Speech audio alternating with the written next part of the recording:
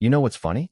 Sometimes the most expensive road in a neighborhood is the one nobody realizes they don't own. That was the first thought that crossed my mind the morning everything changed, although I had no idea just how true those words would become. 3 days earlier, I had signed the paperwork on a quiet lakeside cabin tucked into the northern woods of Montana. It wasn't a mansion.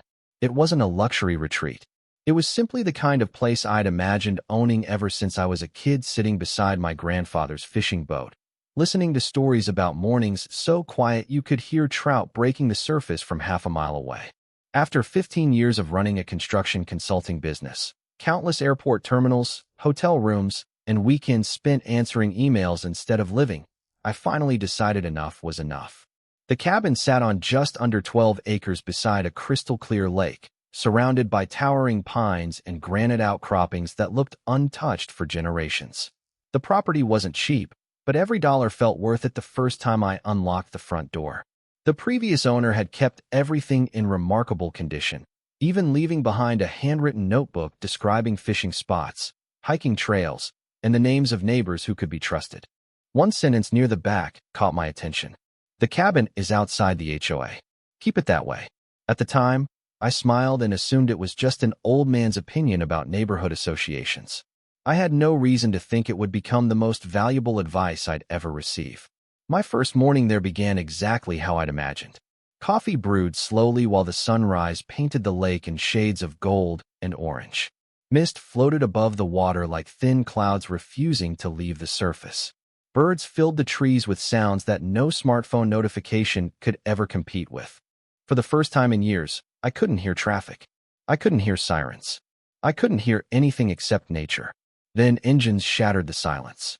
At first I thought there must be a public campground nearby because pickup trucks, SUVs, landscaping trailers, and delivery vans kept rolling past my cabin one after another. The strange part was that every vehicle crossed directly in front of my porch before disappearing into the forest beyond my property. I counted 23 vehicles in less than 40 minutes. None slowed down. None waved. They drove across what I believed was my private gravel road, as if it belonged to everyone else. Confused, I walked toward the entrance of the property, just as a large white luxury SUV stopped only a few feet away. The driver stepped out wearing an expensive floral jacket, oversized sunglasses, sparkling jewelry, and shoes that looked better suited for a country club than a gravel road. She glanced at me for barely a second before looking past me, as though I were an inconvenience standing in her way. "You're the new owner?" she asked. "That's right," I answered. "I'm Cole Harrison." She removed her sunglasses slowly, studied me from head to toe, and smiled in a way that didn't feel welcoming. "Victoria Langford, president of the Pine Ridge HOA." She spoke the title as though it carried the authority of a governor. Before I could even shake her hand, she continued, "You'll need to pay your initiation fee and your annual assessment before the end of the week." I blinked. "I don't think this property belongs to your HOA." Her smile disappeared instantly. "Every property around this lake follows our rules. This one doesn't." I had already reviewed every closing document twice before signing. The title company had specifically highlighted that my cabin was outside the homeowners association. "Then your paperwork is wrong," she replied confidently. "Nobody buys property here without becoming part of Pine Ridge." I kept my voice calm. "The county records disagree." She folded her arms. "County records don't change how this neighborhood works." For a few seconds, neither of us spoke. Behind her, more vehicles continued driving down the gravel road that cut across the front edge of my land. Delivery trucks, lawn service trailers, residents waving at Victoria while completely ignoring me. It looked less like a private driveway and more like the main entrance to an entire community. "We'll discuss your attitude at the next HOA meeting," she finally said before climbing back into her SUV. "You'll understand soon enough." She drove away without another word. I stood there watching every vehicle disappear beyond the trees, and something about the entire situation refused to make sense. Why would dozens of people confidently use a road crossing private property if the land truly wasn't part of their HOA? Either I had misunderstood something during the purchase, or everyone else had been believing the same story for years. That afternoon, I opened the property survey from my closing folder and spread it across the kitchen table. As I traced the boundary lines with my finger, one detail made me stop breathing for a moment. The gravel road every single HOA resident had been using didn't just touch my property. According to the official survey, it sat entirely inside my property line from one end to the other. I stared at the survey for several minutes, convinced I had overlooked something during the closing process. Property lines could be complicated, and I had learned long ago that assumptions were usually expensive. I pulled every document from the folder the title company had given me, including the warranty deed, the legal description, the county survey, and the title insurance policy. Every single page pointed to the same conclusion. The gravel road crossed my property from beginning to end before continuing toward the Pine Ridge neighborhood. There was no recorded easement highlighted in the documents, no reference to the homeowners association, and no indication that the public had any legal right to use it. Instead of feeling victorious, I felt confused. 23 vehicles had driven across that road before breakfast. They had done it so naturally that none of them even looked around. That was not the behavior of people sneaking across private land. That was the behavior of people who genuinely believed the road belonged to them.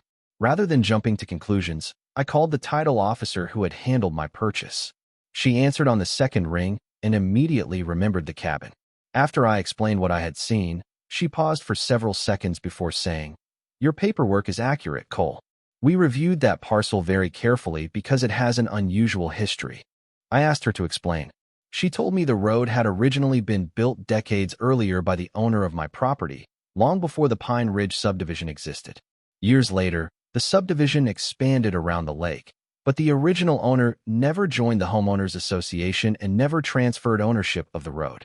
Over time, new residents simply assumed the road belonged to the neighborhood because everyone used it every day. Did the homeowners association ever receive legal access? I asked. "Not according to the records we examined," she replied. "If someone claims otherwise, they should be able to produce a recorded easement." After thanking her, I drove into town and stopped at the county recorder's office.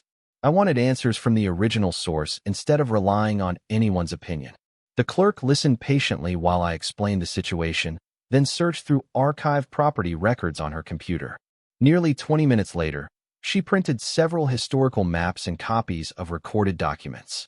Together, we compared them to my survey. The boundaries matched perfectly.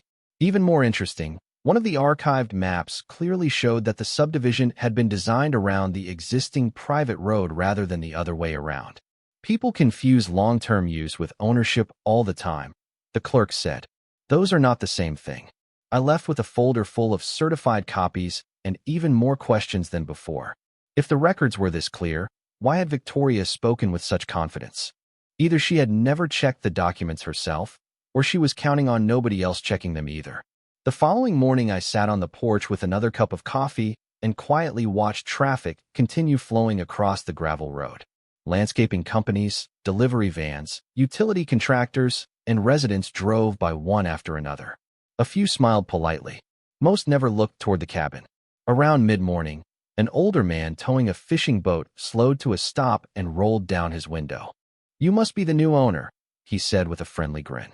I introduced myself, and he welcomed me to the lake before glancing toward the road.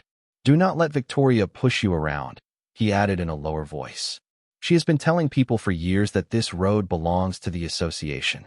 I asked whether anyone had ever questioned that claim. He shrugged.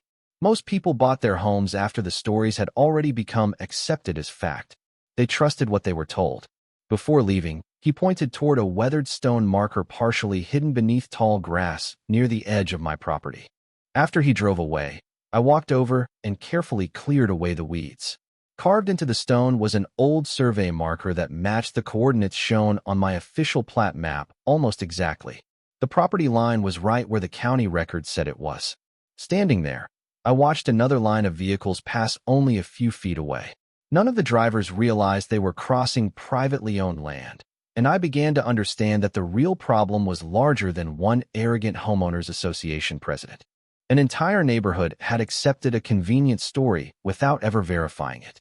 I folded the certified maps back into their envelope, looked down the length of the gravel road stretching through my land, and decided that before making a single move, I was going to learn exactly how long that story had been controlling everyone around the lake. The survey stayed open on my kitchen table long after the sun disappeared behind the pine trees. I measured the boundary lines 3 different times, then compared them with the county parcel map that had been included in my closing documents. Every version showed exactly the same thing. The gravel road began at the county highway, crossed my property for nearly half a mile, then continued toward Pine Ridge before splitting into smaller neighborhood streets. There was no recorded easement attached to my deed, no shared access agreement, no language granting the homeowners association permanent use of the road. The discovery felt too significant to trust my own interpretation, so the following morning I drove 20 miles into the county seat and walked into the recorder's office. The woman behind the counter listened patiently while I explained that I had recently purchased a cabin and wanted to verify every recorded document affecting my property. She searched by parcel number, printed several historical records, and slid them across the counter. I spent almost an hour reading through old deeds, survey revisions, and property transfers dating back decades. Nothing changed the conclusion. My land included the entire stretch of gravel road. Curious, I asked whether there might be an easement filed under another parcel. She searched again using neighboring properties and even the Pine Ridge Homeowners Association. Still nothing. Before leaving, I thanked her and admitted that I found it strange because dozens of people had been using the road every day. She smiled politely and said something that stayed with me during the drive home. Just because people have done something for years does not always mean they have the legal right to keep doing it. As soon as I returned to the cabin, I parked near the entrance and simply watched. Within 15 minutes, a landscaping truck rolled past, then a plumber, then 2 residents walking their dogs. A delivery van followed by 3 golf carts. Everyone behaved as though the road belonged to the neighborhood. One older gentleman even waved cheerfully before continuing on without slowing down. He did not seem rude. He genuinely believed he was traveling on a normal neighborhood road. That realization changed how I viewed the situation. The residents might not actually know the truth. If anyone was responsible for this misunderstanding, it was probably the leadership. Later that afternoon, I noticed another interesting detail. Several decorative signs marked the entrance to Pine Ridge nearly 400 feet beyond my property line, yet there was no sign indicating where private land began. From a distance, it looked as though the entire road was part of the community. I walked the length of the gravel road with a notebook, taking photographs of every marker, utility pole, drainage ditch, and fence line. The survey stakes placed during the recent property sale were still visible in several locations. They clearly matched the legal description from my closing documents. Someone would have had to ignore every visible boundary marker to conclude that the road belonged to the homeowners association. Before sunset, I introduced myself to the closest neighboring property owner outside the HOA. His name was Daniel Brooks, a retired forest ranger who had lived there for nearly 30 years. When I casually mentioned the road, he laughed softly before shaking his head. "I wondered how long it would take before Victoria came looking for you," he said. I asked whether the road had always crossed private land. He nodded immediately. According to Daniel, the original ranch had been divided many years earlier. The developer who built Pine Ridge assumed future owners would never object because the previous cabin owner rarely visited. Over time, temporary convenience slowly turned into accepted routine. "Most people around here think the association owns it," Daniel explained. "They have believed that for so long nobody questions it anymore." I asked whether anyone had ever challenged the arrangement. "Not seriously," he replied. The old owner preferred peace and stayed quiet. He figured it was easier than dealing with constant arguments. As we finished talking, another stream of vehicles rolled past us. Daniel looked at them, then back at me. "You are different," he said. "You actually live here." That evening I reread the handwritten notebook the previous owner had left behind. Near the final page, I found another sentence I had overlooked before. It simply read, "Know exactly what you own before someone else tells you what you own." Suddenly those words carried a completely different meaning. The next morning, an envelope appeared inside my mailbox. It bore the Pine Ridge Homeowners Association logo printed across the upper corner. Inside was a welcome packet, an invoice for initiation fees, annual assessments, architectural compliance charges, and a notice stating that payment was expected within 7 days to avoid additional penalties.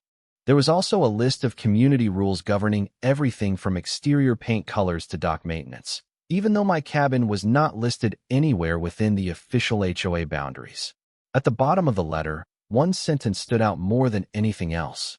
It read, "Continued access through Pine Ridge Community Infrastructure constitutes acceptance of association authority." I looked through my front window toward the gravel road where another line of vehicles quietly crossed my property, and for the first time I realized Victoria was not simply asking me to join the association. She was building a paper trail designed to make it appear as though I already had. The more I learned, the less interested I became in winning an argument. What mattered now was understanding why an entire neighborhood believed something that every official record contradicted. For the next several days, I kept my routine simple.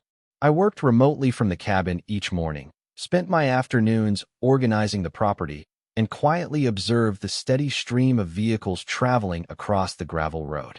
I installed no barriers, posted no signs, and confronted no one. I wanted facts before I made a single decision. That patience was tested sooner than I expected. 3 days after my visit to the county recorder's office, I found a large white envelope wedged beneath my front door. The return address displayed the Pine Ridge Homeowners Association. Inside was a formal letter printed on expensive paper. It informed me that I was considered a member of the association and that I owed an initiation fee, annual dues, late penalties, and administrative costs totaling several $1,000s. The letter also warned that continued refusal to comply could result in additional enforcement measures authorized by the association's governing documents. I read every page carefully before setting it on the kitchen table beside the certified county records. The contrast was almost unbelievable. One stack contained official government documents showing my property existed outside the association. The other contained confident statements insisting the exact opposite. Rather than calling the number listed in the letter, I sent a brief email requesting copies of every recorded document proving that my property belonged to Pine Ridge.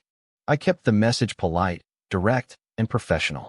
I asked for the declaration, any recorded amendments, and any easement or legal instrument connecting my parcel to the association. Less than an hour later, my phone rang. Victoria's voice carried the same confidence I remembered from our first meeting. She skipped every greeting and went straight to the point. "You received our notice." "I did," I replied calmly. "I also sent a request for the documents supporting those claims." She laughed softly. "You do not need county paperwork to understand how this community operates." "Actually," I answered, "that is exactly what determines property ownership."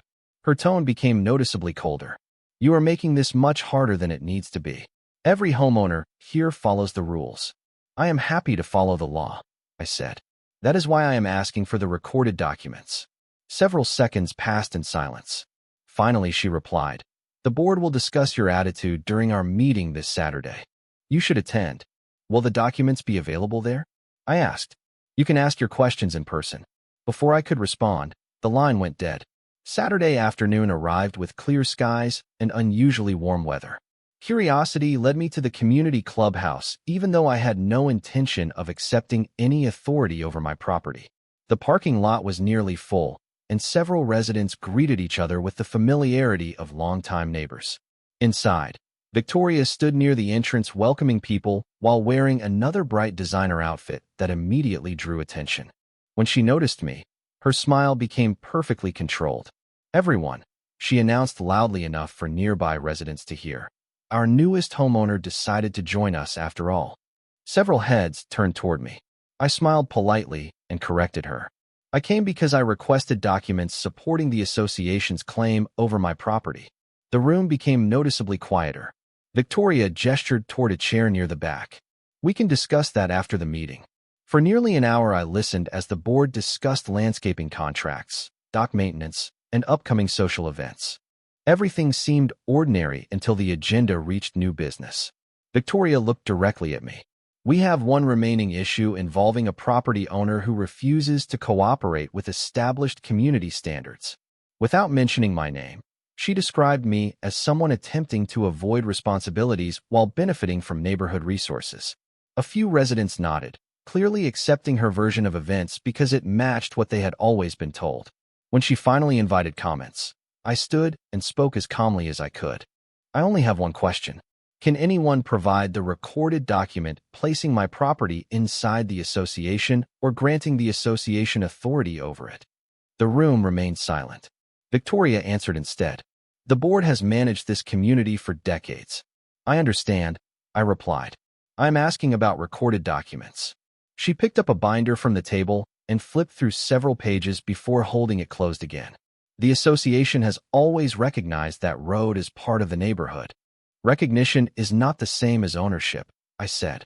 County records usually determine ownership. A few residents exchanged uncertain glances.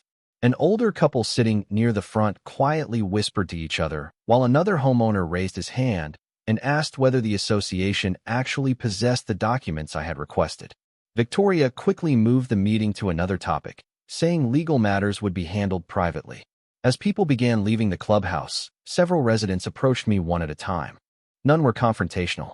Most simply admitted they had never seen the original property records themselves. Walking back to my truck that evening, I realized something important had shifted. Until that meeting, Victoria had controlled the story because no one had publicly questioned it. Now the first cracks had appeared, not because I accused anyone of lying, but because I had asked a question that should have had a simple answer and still had not received one.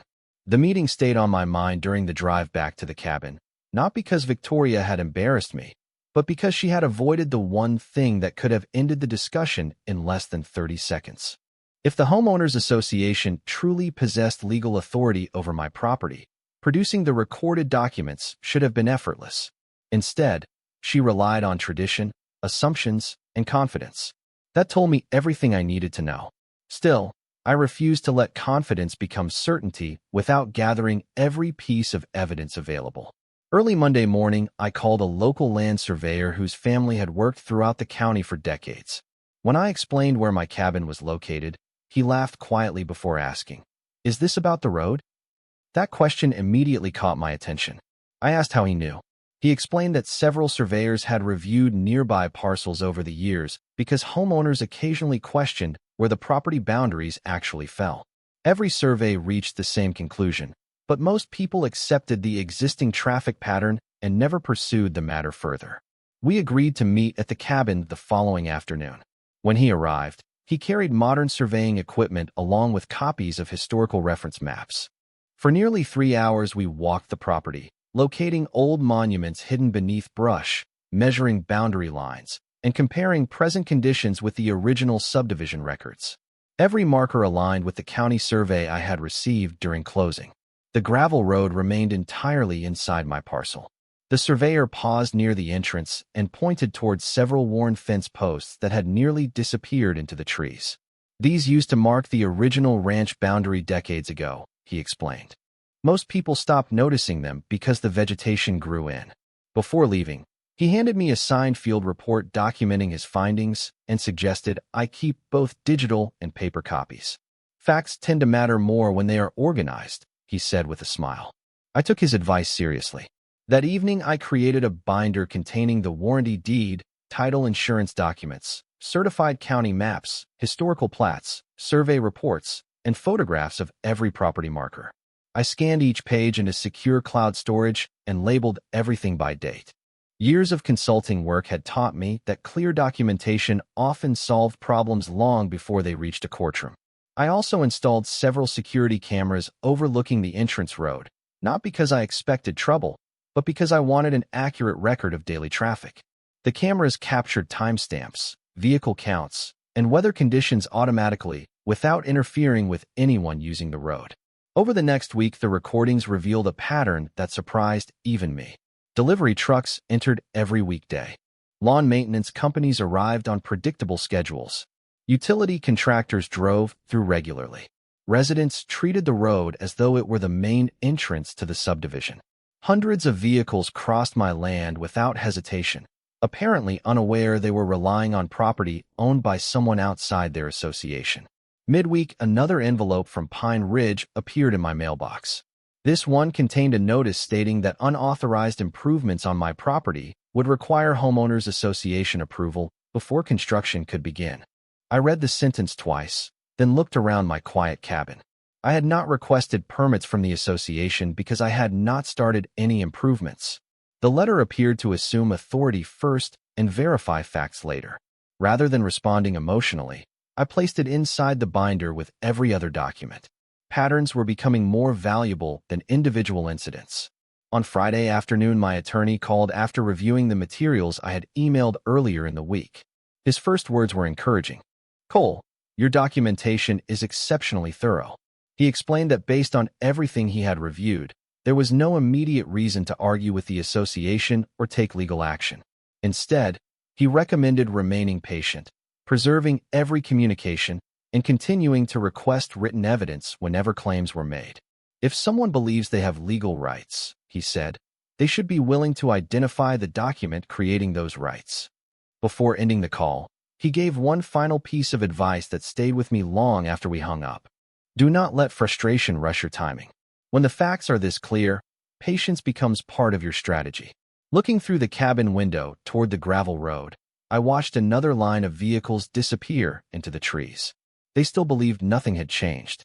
What they did not realize was that every important fact was finally falling into place, and for the first time since buying the property, I knew exactly how I was going to handle whatever came next. The certified mail receipt showed that the Homeowners Association received my letter the very next morning. From that point forward, I stopped speculating and simply waited for the response deadline to expire. My attorney had emphasized that patience was part of the strategy, and I intended to follow that advice exactly. During those 10 days, I continued living as though nothing unusual was happening. I worked from the cabin, walked the shoreline every evening, and quietly watched the steady stream of vehicles crossing the gravel road. The cameras documented everything automatically. Every passing truck, every landscaping trailer, every delivery van, and every resident entering or leaving the subdivision added another page to a growing record that spoke far louder than opinions ever could. The response deadline came and went without a single document from the association. There was no recorded easement, no amended declaration, no county filing, and no legal instrument supporting the claims Victoria had repeated since the day we met. Instead, another letter appeared in my mailbox. This one informed me that I remained in violation of Pine Ridge community standards and that additional enforcement actions would continue until I complied. It never mentioned the survey. It never acknowledged the county records. It completely ignored every question I had asked. I scanned the letter, added it to my binder, and called my attorney. He read it while we were on the phone and finally said the words I had expected for several days. "You have demonstrated good faith repeatedly. They have declined every opportunity to resolve this through documentation or negotiation. You are now free to exercise your property rights in a reasonable manner." Even then, we moved carefully. Before making any changes, I hired a local contractor to review the entrance with me. We discussed visibility, traffic flow, emergency vehicle access, and the safest possible location for a gate that would remain entirely within my property line. I also contacted the county road department to confirm that the gravel road was privately maintained and not part of the public roadway system. Their written response matched every other record I had collected. The following week, the contractor returned with a crew. They installed a sturdy steel gate several yards inside my property boundary, exactly where the survey markers indicated the private parcel began. Beside it, they mounted a simple professional sign that read, "Private property. Access by permission only." There were no dramatic warnings, no threatening language, and no references to the Homeowners Association. The entrance remained wide enough for authorized visitors, deliveries to my cabin, and emergency services if ever needed. The entire project was completed in one afternoon under the proper permits. I intentionally waited until the following Monday morning before locking the gate for the first time. At 7:15, I heard the first vehicle slow to a stop. A landscaping truck pulled up to the entrance. The driver stepped out, read the sign, and immediately called someone on his phone. A few minutes later, he turned around and left without incident. Throughout the morning, similar scenes repeated themselves. Delivery drivers checked their navigation systems. Contractors studied maps. Residents stopped briefly before making careful U-turns and searching for alternate routes around the lake. Nobody argued with me because I never confronted anyone. I simply remained on my porch, answering questions politely whenever someone approached. Around lunchtime, Victoria's familiar white sport utility vehicle appeared at the gate. She climbed out wearing another brightly colored designer outfit and walked directly toward me with determined steps. "Open the gate," she demanded without any greeting. "This road serves the entire community." I remained calm. "This road crosses private property." She pointed toward the subdivision behind her. You cannot inconvenience hundreds of homeowners. I sent your board certified letters requesting documentation and offering to discuss a lawful access agreement. I replied. The board never responded with any recorded documents. Her expression hardened. We do not need your permission. I reached into the folder I had carried outside and handed her another copy of the survey along with the certified county map. If the association has different recorded documents, I would still be happy to review them. She looked at the papers for only a moment before handing them back untouched. You are making a terrible mistake, she said. I offered a conversation before installing the gate. I answered. That offer remains available today. Without another word, she returned to her vehicle and drove away. By late afternoon, my phone began receiving calls from residents whose numbers I did not recognize. Unlike Victoria, most of them sounded more confused than angry. Several admitted they had only recently learned the road might actually belong to my property. One homeowner apologized for years of unknowingly crossing private land and asked whether there was any practical solution. I thanked him for calling and explained that I had never wanted conflict. I had simply asked the association to provide the legal documents supporting its claims or discuss a reasonable agreement if access truly mattered. As the sun set over the lake, the road that had carried uninterrupted traffic for years became unusually quiet. For the first time since purchasing the cabin, I could hear the wind moving through the pine trees again, and I had a feeling that the silence was about to force an entire neighborhood to confront a truth it had ignored for far too long. The change became impossible to ignore within 48 hours. Every morning, I watched vehicles approach the closed gate, pause long enough to read the sign, then slowly turn around and head toward the longer county route on the opposite side of the lake. Some drivers looked irritated, others simply looked confused, but almost everyone eventually accepted the situation and left without confrontation. The cameras continued recording everything, and the footage showed exactly what I expected.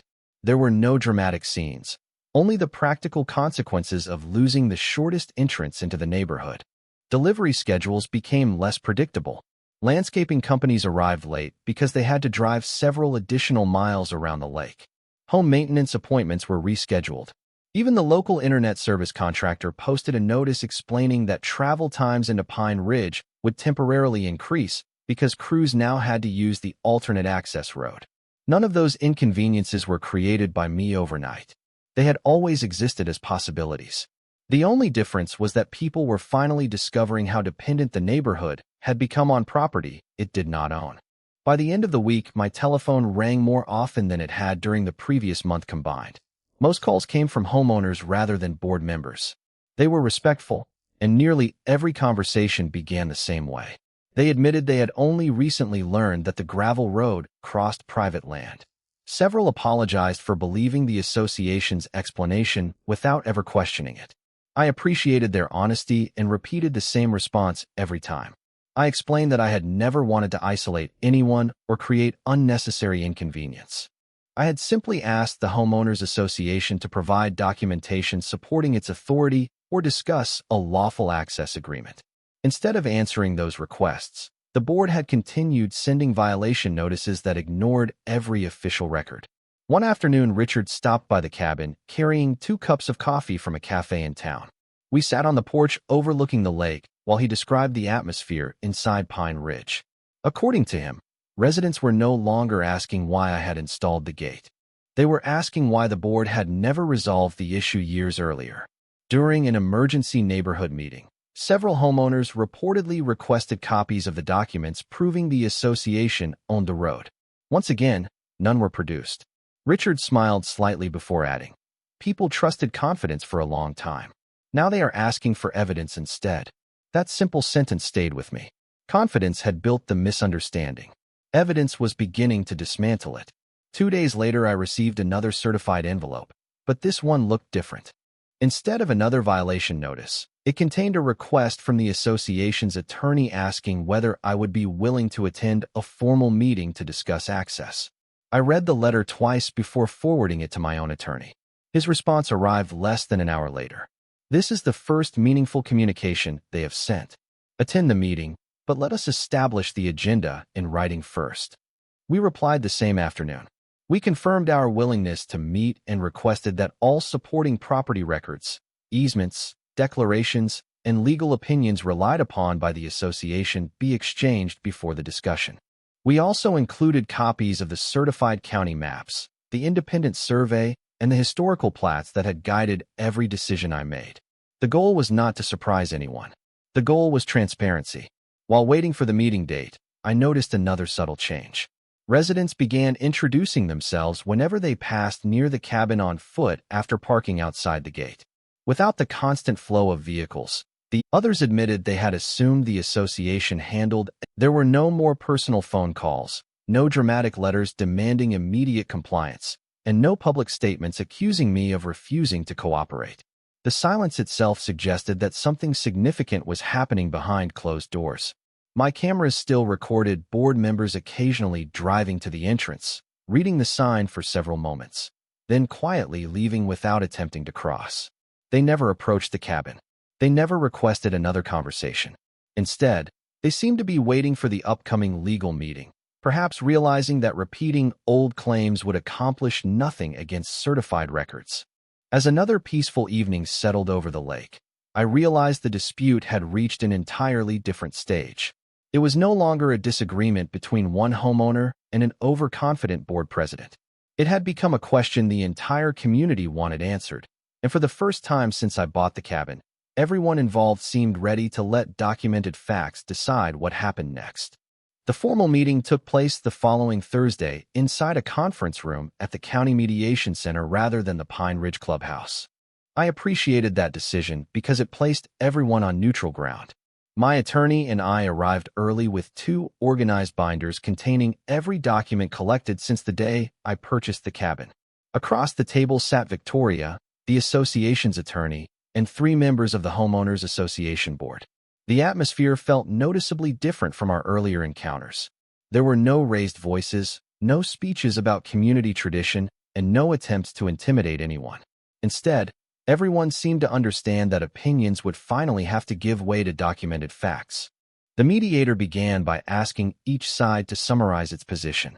My attorney spoke first. He explained that I had purchased property located outside the Homeowners Association, that multiple certified county records confirmed the property boundaries, and that I had repeatedly requested documentation supporting the association's claim before making any changes to the road. He also emphasized that I had offered opportunities to discuss a lawful access agreement long before installing the gate. Every letter, every email, every certified mailing receipt, and every survey was placed on the table in chronological order. When he finished, the mediator turned toward the association and asked a simple question. Can you provide the recorded documents establishing authority over Mr. Harrison's property or granting the association legal rights to the road? The room became unusually quiet. The association's attorney opened several folders, reviewed his notes, and finally acknowledged that he had not located a recorded easement matching the board's earlier claims. Instead, he explained that the association believed decades of uninterrupted use demonstrated an established expectation within the neighborhood. The mediator nodded respectfully before responding. Community expectations and recorded property rights are not automatically the same. That single sentence seemed to shift the entire discussion. For the next hour, the certified county maps, historical subdivision plats, survey reports, and title documents were reviewed one by one. Every measurement matched. Every property marker aligned with the independent survey. The original subdivision plans clearly showed that the neighborhood had been constructed around an already existing private road rather than acquiring ownership of it. Victoria remained unusually quiet while the documents were examined. She occasionally whispered to the association's attorney, but never interrupted the presentation. Eventually, the mediator asked whether the board disputed the accuracy of the county records themselves. After another brief consultation, the association's attorney answered carefully. No, we are not challenging the county records. Hearing those words felt less like winning an argument and more like watching months of uncertainty finally disappear. The discussion immediately became more productive. Instead of debating ownership, everyone began talking about practical solutions for future access. The mediator asked whether I would consider granting a formal access agreement if reasonable terms could be negotiated. I answered exactly as I had from the beginning. I have never objected to discussing lawful access. I only objected to being told I had obligations that no recorded document supported. Several board members quietly nodded. One admitted that they had relied on previous leadership's understanding of the property boundaries without independently verifying the historical records. Another acknowledged that the issue should have been investigated years earlier instead of being treated as settled fact. Even the association's attorney commented that the dispute might have been avoided entirely if the original documents had been reviewed before enforcement letters were sent. The mediator then asked Victoria whether she wished to respond. She looked around the room for several moments before speaking. Her voice sounded far calmer than it had during our first meeting outside my cabin. She admitted that she had genuinely believed the association controlled the road because every board she had served under operated as though that assumption were true. She also acknowledged that no one had re-examined the county filings after the subdivision expanded over the years. Although she stopped short of offering a direct apology, it was the first time she publicly recognized that assumptions had replaced verification. As the meeting concluded, the mediator summarized the outcome. The county records confirmed my ownership of the road. The association would suspend all enforcement actions related to my property, and both parties would begin discussing a voluntary written access agreement rather than continuing a dispute built on unsupported claims. Walking out of the building, I noticed several homeowners waiting outside who had quietly attended portions of the public mediation. Richard smiled as I approached and asked only one question. Did the documents finally speak for themselves? I smiled back and nodded. They always could have. They just needed someone willing to read them. As I drove back toward the lake, I realized that the most important change had nothing to do with the gate, the road, or even the legal outcome. An entire community had begun replacing assumptions with evidence, and that was a foundation far stronger than any shortcut that had ever crossed my property. Over the next several weeks, the atmosphere around the lake changed in ways I never expected. Instead of more legal letters or unexpected visits, I began receiving emails from the Homeowners Association's attorney containing draft proposals for a permanent access agreement. The tone was completely different from the notices I had received during my first days at the cabin. Every sentence focused on cooperation instead of demands. My attorney and I reviewed each draft carefully, making sure the language respected both my ownership rights and the practical needs of the residents who had relied on the road for years. Eventually, we reached an agreement that everyone could understand. The Homeowners Association formally acknowledged that the gravel road crossed my private property.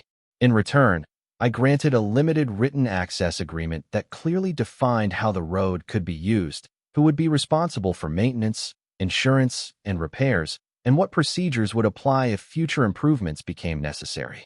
Everything was recorded properly with the county so that future homeowners would never have to repeat the same misunderstanding. When the final documents were signed, I felt something far more satisfying than victory. I felt relief. The entire situation had started because assumptions had replaced facts. Now the facts were finally written where they belonged, and nobody would have to depend on rumors again. A few days later, I received an unexpected knock on my front door. When I opened it, Victoria stood outside holding a small basket filled with locally roasted coffee, homemade jam, and fresh bread from the bakery in town. She looked noticeably different from the woman who had first stepped out of her sport utility vehicle convinced she could order me to obey rules that never applied to my property. Her confidence was still there, but it had been replaced by something much more valuable: humility.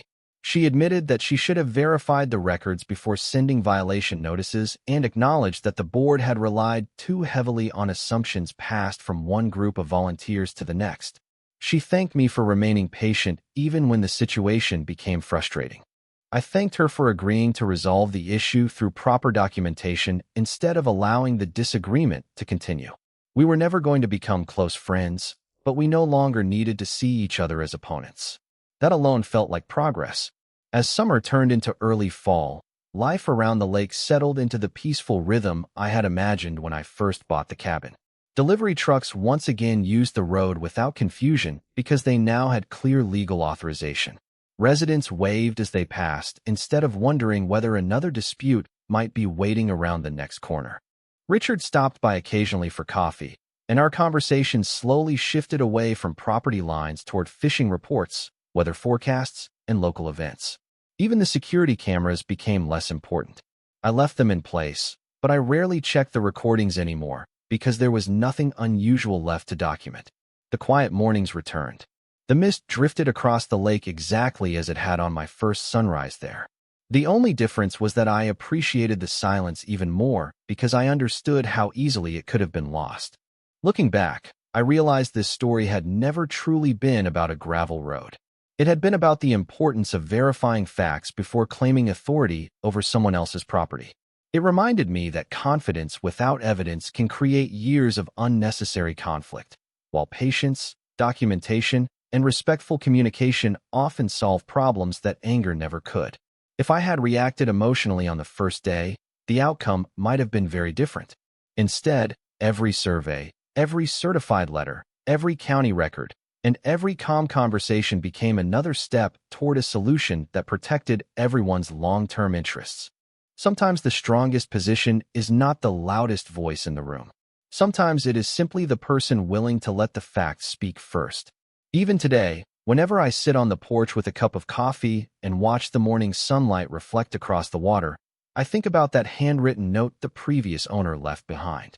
At the time, it seemed like nothing more than friendly advice. In reality, it became the first clue in a story that taught an entire neighborhood the value of respecting property rights and verifying the truth before making assumptions. Now I would love to hear what you think. If you had been in my position, would you have closed the road after giving the association multiple opportunities to provide proof, or would you have handled it differently? Share your thoughts in the comments because I genuinely enjoy reading different perspectives. And if you enjoy stories where patience, common sense, and the law ultimately prevail over assumptions, consider subscribing so you can join me for more stories like this. There is always another lesson waiting just around the corner, and sometimes the smallest piece of evidence can completely change the ending.